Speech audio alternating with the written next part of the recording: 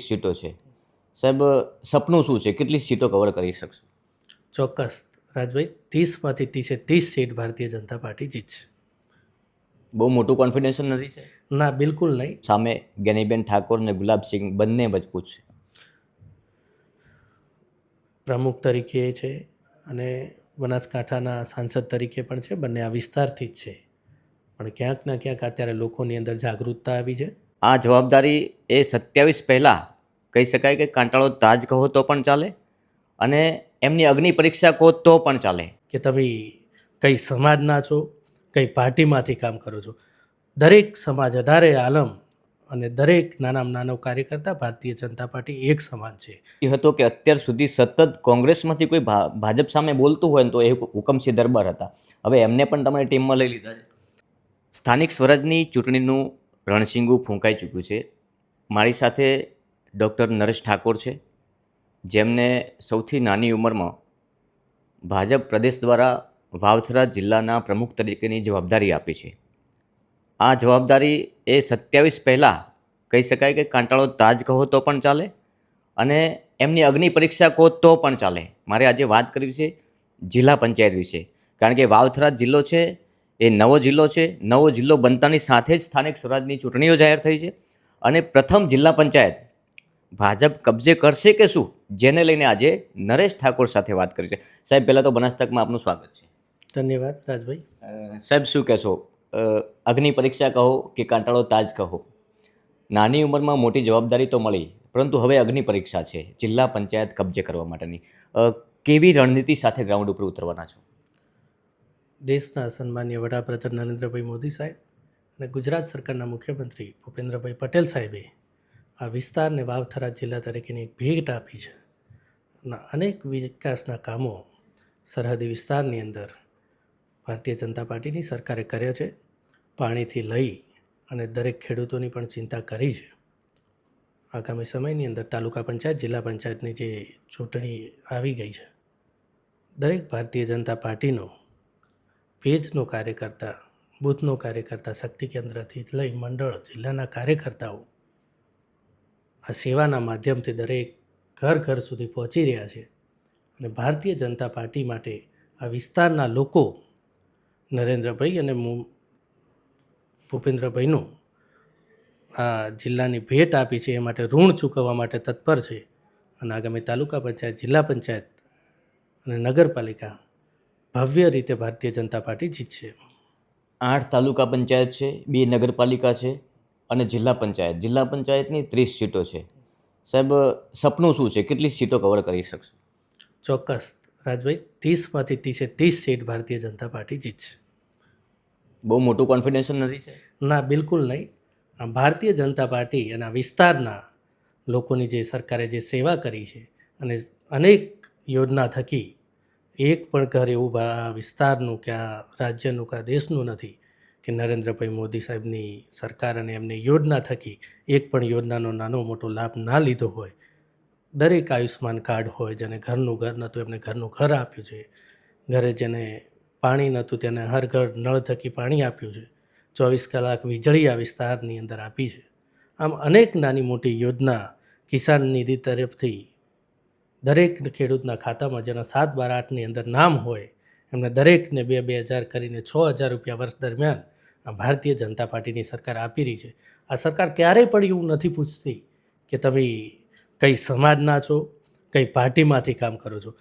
દરેક સમાજ, અઢારે આલમ અને દરેક નાનામાં નાનો કાર્યકર્તા ભારતીય જનતા પાર્ટી એક સમાન છે, અને દરેકને સાથે લઈને ચાલતી ભારતીય જનતા પાર્ટી છે. સામે કોંગ્રેસે પણ કમર કસી છે, આમ આદમી પાર્ટી પણ મેદાનમાં છે. આમ તો જે રીતના ભાજપ અને કોંગ્રેસ આમને સામને હર વખતે હોતા હોય છે, આ વખતે ગ્રાઉન્ડ ઉપર આમ આદમી પાર્ટી પણ આવી છે. તો કઈ દ્રષ્ટિથી આમ આદમી પાર્ટીને જુઓ છો, ને કોંગ્રેસ જે રીતના ટક્કર આપી રહી છે અત્યારે ગ્રાઉન્ડ ઉપર? હમણાં તમે જોયું ધાનેરામાં બહુ મોટી સંખ્યામાં લોકો જોડાયા. તો કેવી રીતે કોંગ્રેસને માત આપીને તમે જે રીતના 30 સીટો કબજે કરવાની વાત કરી રહ્યા છો, તો ક્યાંક કોંગ્રેસનું પણ પ્રભુત્વ હોઈ શકે છે ગ્રાઉન્ડ ઉપર?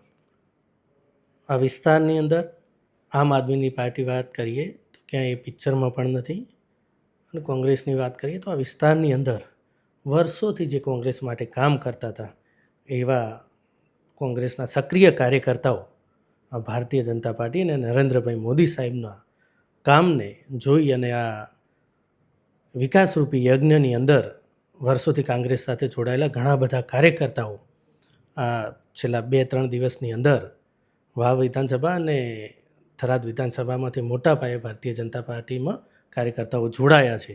તેથી મને ચોક્કસ ભરો છે કે આ તાલુકા જિલ્લા પંચાયતની ચૂંટણીમાં સંપૂર્ણ બહુમતી અને તમામ સીટો ઉપર ભારતીય જનતા પાર્ટીનો વિજય થશે. નરેશભાઈ પણ ઠાકોર સમાજમાંથી આવે છે, ગેનીબેન પણ ઠાકોર સમાજના છે, તો ગેનીબેનના ગઢમાં ગાબડું પાડ્યું છે મોટું. ચોક્કસ રાજભાઈ, બાબર ખાતે વિજય વિશ્વાસ સંમેલન યોજાયું હતું અને આ વિસ્તારની અંદર વર્ષોથી જે કોંગ્રેસ માટે મહેનત કરી રહ્યા હતા અને જ્ઞાનીબેન બનાસકાંઠા લોકસભાના સાંસદ છે, એમના સાથે જોડાયેલી ઘણી મોટી ટીમ ભારતીય જનતા પાર્ટી અને આ વિકાસની વિચારધારાને વરી અને આ વિસ્તારનો વિકાસ થાય, આ સમાજનો વિકાસ થાય એમની ચિંતા કરી અને ભારતીય જનતા પાર્ટી સાથે જોડાણા છે. જે રીતે બાબરમાં હુકમસિંહ જે એક જ એવો વ્યક્તિ હતો કે અત્યાર સુધી સતત કોંગ્રેસમાંથી કોઈ ભાજપ સામે બોલતું હોય ને તો એ હુકમસિંહ દરબાર હતા. હવે એમને પણ તમારી ટીમમાં લઈ લીધા છે. હુકમસિંહ બાબર નગરપાલિકામાંથી એક કોંગ્રેસના મજબૂત નેતૃત્વ કરતા હતા. એમને પણ ચોક્કસ ભારતીય જનતા પાર્ટીનો કેસરીઓ ધારણ કર્યો છે. હુકમસિંહ સ્વયં એમના ભાષણ અને મીડિયાની અંદર સંબોધન કરતાં બોલ્યા છે કે ભારતીય જનતા પાર્ટીનો આ વિસ્તારની અંદર જે વિકાસ જોયો છે, આ વિસ્તારની અંદર જે જિલ્લા તરીકેની ભેટ આપી છે અને અનેક કામો જો વિકાસલક્ષી આ વિસ્તારની અંદર સરહદી વિસ્તારને વિકાસનો છેવાડા સુધી દરેક લોકો સુધી પહોંચાડવો હશે તો ભારતીય જનતા પાર્ટીને મજબૂત કરવી જરૂરી છે અને ભારતીય જનતા પાર્ટીમાં રહીને કામ કરી શકીશું તો દરેક લોકોને ન્યાય થકી વિકાસ કામ કરી શકીશું. એ માટે હુકમસિંહ પણ જોડાયા છે ને એમને પણ ખૂબ ખૂબ અભિનંદન આપું છું. ભારતીય જનતા પાર્ટીમાં સૌને સાથે લઈ અને પાર્ટીનું કામ મજબૂત કરીશું. નરેશભાઈ, જે રીતે પ્રદેશ પ્રમુખ જગદીશભાઈ વિશ્વકર્મા એક આખી અલગ થીમ બનાવી છે, એ થીમમાં તમે કઈ રીતના બંધ બેસશો? કારણ કે એ થીમ એવી છે કે ખાસ કરીને યુવા પસંદગી અને જે રીતના ટિકિટ કોને આપવી, એ આખી થીમ અત્યાર સુધીના રેકોર્ડ બ્રેક તરીકે હું તો એને માનું છું કે અત્યાર સુધીની આખી અલગ રચના કરી છે કે જિલ્લા પંચાયત, તાલુકા પંચાયત કે નગરપાલિકા કઈ રીતે કબજે કરવી, આની આખી થીમ છે. તો એ થીમ ઉપર કેટલા ખરા ઉતરશો? પ્રદેશના નેતૃત્વએ નક્કી કર્યું છે 60 વર્ષથી ઉંમરના ઉમેદવારને ટિકિટ ના આપવી, સાથે સાથે જેને 3 ટર્મ સુધી ઇલેક્શન લડ્યું હોય એમને પણ ટિકિટ ના આપવી. આ તમામ ક્રાઇટેરિયાની અંદર જે ગુજરાત પ્રદેશ ભારતીય જનતા પાર્ટીની જે ટીમે નક્કી કર્યું છે એને આવકારીને સંપૂર્ણપણે ચુસ્ત પાલન સાથે આ વાવ થરાદ જિલ્લાની અંદર કરીશું અને નવા ચહેરાઓને ચાન્સ મળશે તો ચોક્કસ ભવિષ્યની અંદર એક ભારતીય જનતા પાર્ટીના દરેક કાર્યકર્તાને એક આશા સાથે કામ કરતા બતાશે કે આજે આ માણસને ચાન્સ મળ્યો છે તો કાલના દિવસે અમારો પણ આ જ ચાન્સ મળશે. એ સાથે દરેક ભારતીય જનતા પાર્ટી અને યુવાઓમાં ખાસ કરીને એક ઉત્સાહ વધશે કે ભવિષ્યની અંદર ભારતીય જનતા પાર્ટી કોઈને પણ જે કામ કરે છે એને મોટા કરે છે. એના દાખલાનું ઉદાહરણ આપ મને પણ જોઈ શકો છો. એક પ્રેરણારૂપી છે કે એક 33 વર્ષના સૌથી નાની વયનો ભારતીય જનતા પાર્ટીના વાવ થરાદ જિલ્લાના પ્રમુખ તરીકે મને જવાબદારી આપી છે. આ એક દરેક કાર્યકર્તાની એક યુવા પેઢીની એક દ્રષ્ટિ છે અત્યારે જોવાની રાજભાઈ, એમાંથી એક ભારતીય જનતા પાર્ટીએ જે નિર્ણય લઈ રહી છે એક પ્રેરણાદાયક છે. નરેશભાઈ, આમ તો વાવથરા જિલ્લામાં અત્યારે તો 3 વિધાનસભા છે અને 3 ભાજપ પાસે છે અને પહેલી જિલ્લા પંચાયત આવી રહી છે. પ્રેશર છે કે પછી બિલકુલ ફ્રી માઇન્ડ છો? બિલકુલ ફ્રી માઇન્ડ છું.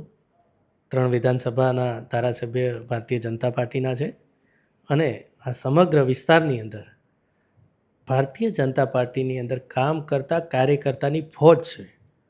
ભારતીય જનતા પાર્ટીના કાર્યકર્તા એક ઘર સુધી પહોંચે છે અને એમની ભારતીય જનતા પાર્ટી તરફથી આપેલી કામગીરી અને લોકોના કામ એમની વાતને સાંભળે છે. એટલે લોકો પણ આ પાર્ટીને સહકાર આપવા અને પાર્ટીના વેગને આ વિકાસનો યજ્ઞ જે નરેન્દ્રભાઈ મોદી સાહેબનો ચાલી રહ્યો છે એમાં આહુતિ આપવા દરેક ગામના લોકો તત્પર છે. જેમ આપણે 30 સીટો કબજે કરવાનું કહ્યું છે, તો ક્યાંક નરેશભાઈ કોંગ્રેસ પણ અમુક જગ્યાએ ગ્રાઉન્ડ ઉપર મજબૂત હોઈ શકે છે. તો કેટલું યોગ્ય છે? તમને કેટલો વિશ્વાસ છે કે 30 સીટો આવી જશે? તો પછી તમે ક્લીન ચીટ આપી દીધી એ લોકોને, એવું કહેવાશે.